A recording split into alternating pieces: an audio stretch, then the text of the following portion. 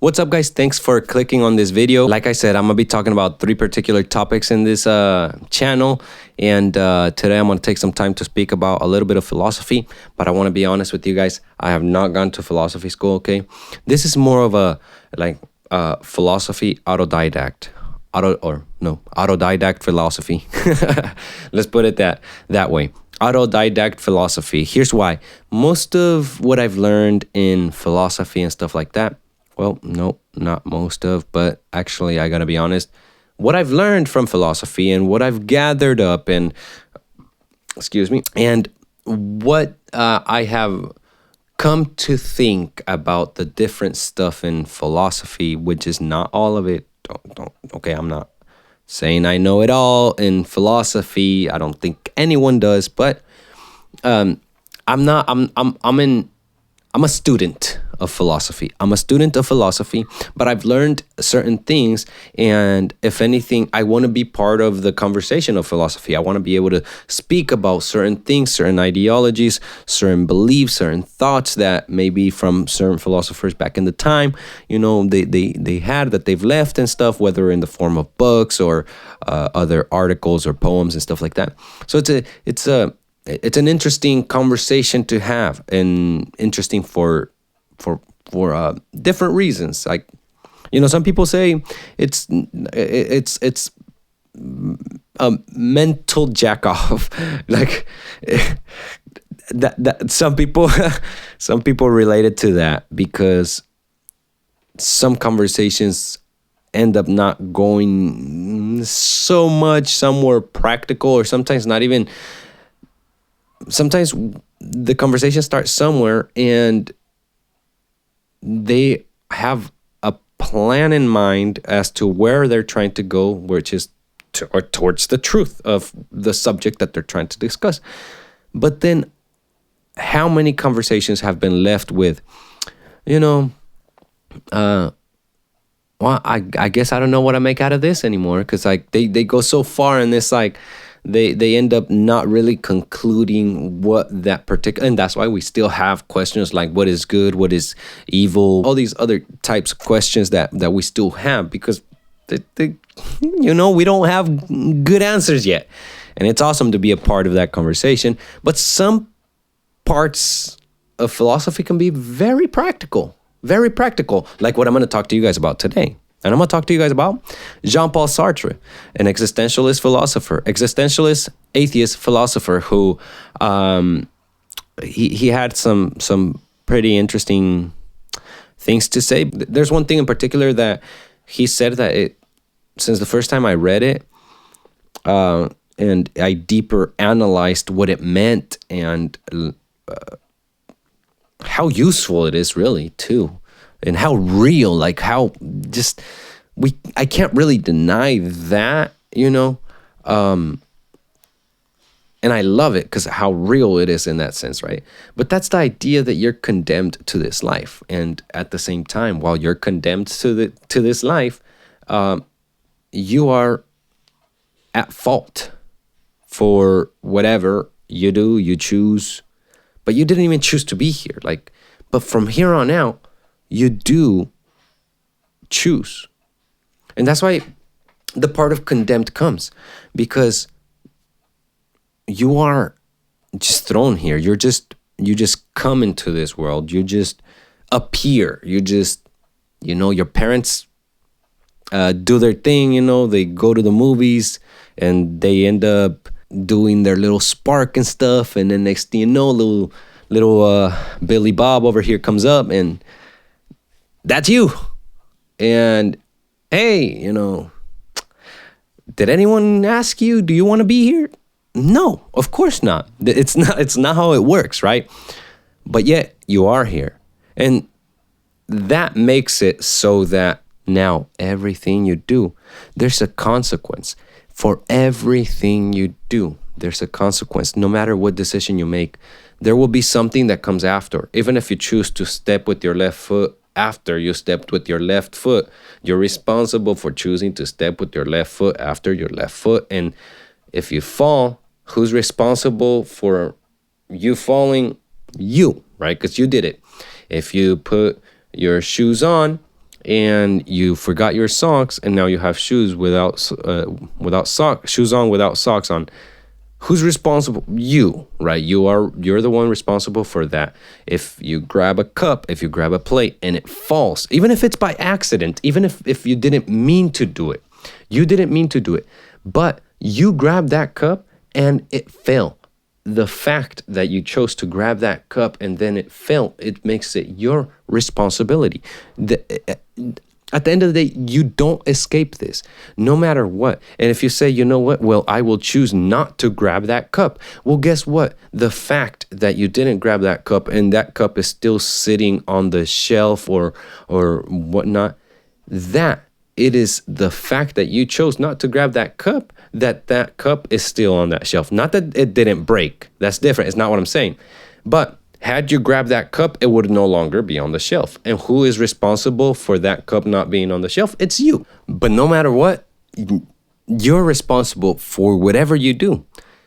And whatever happens afterwards, you're responsible for that having happened, happened. I don't know how to... But you're responsible for that thing happening, which comes after the thing that you did. And if you choose not to grab that cup, then you're responsible for that cup still being there. Now, if somebody else comes and they grab that cup, then they are the ones responsible for that cup not being there. Get the point? Within yourself, you are responsible for whatever it is that you yourself does. And there's a level of awareness that thought brings to me, because it might sometimes it might seem like a little bit pessimistic, because it's like, oh, you're just thrown into this life, and it's like, well, life is a thing of beauty. We're not saying that life is not a thing of beauty, but we're saying you don't ask. You're just thrown here. You're condemned. And the thing is that after you're thrown here, you are responsible. You're going to have to pay consequences for that. You're going to have to pay consequences for whatever it is that happens. And sometimes the consequences are not even like major consequences. Sometimes they're small consequences. But the consequences that, well, sometimes you don't pay that, but it doesn't remove the fact that you are responsible for something having happened. Let me give an example, okay? Sometimes certain things that we do will not have like a particular consequence against us, but there will be a consequence that happens because of the decision that we made. And that's what I mean. And you're responsible for that thing having happened. Let's say you decide to step on the grass, which we always do. We step on the grass. It's okay thing, right? Unless you step into an old lady's house, unless you step into an old lady's lawn, right? And they're like, get off my lawn, you know that. Okay. But other than that, like you normal, right? You step on the grass, and that would make you responsible, by the way, because you stepped on her grass, by the way. But anyways, let's say you step on the grass and nothing necessarily negative happens as a consequence to you, right? Because it's like not a crime, not something bad, nothing, well, not necessarily bad, but it's not like a crime. It's not like you're hurting someone, right? So now probably that person's going to try to punch you back. But the consequence that comes from that is the consequence of now the grass is flattened where you stepped. And who's responsible for that grass being flat? You, right? You're the one responsible. Why? Because you stepped on it. It's that, like, that is the amount of responsibility that we walk with our whole lives.